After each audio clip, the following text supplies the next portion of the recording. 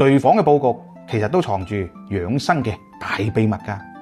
比如話床頭千祈唔好對住道門啦。從玄學嘅角度嚟講，門係氣流出入嘅地方，床頭對住道門咧，好容易令到瞓覺嗰陣嘅氣場紊亂，影響睡眠質素同埋身體健康。可以喺床頭掛一幅好溫馨嘅風景畫，呢幅畫咧代表住財路亨通，仲可以滋養呢個磁場，令你瞓得安穩，仲可以咧提升財運同埋福氣添。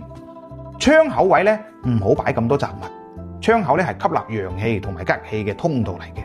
雜物堆埋一堆喺度咧會阻住呢個吉氣嘅入嚟，令到你成間房咧氣場變弱嘅。要保持窗口乾淨企理，每日朝早咧起身咧就打開個窗口，吸翻一啖陽氣，咁樣咧你成日都會精神飽滿嘅。姊妹們，快啲去睇下自己間房嘅佈局，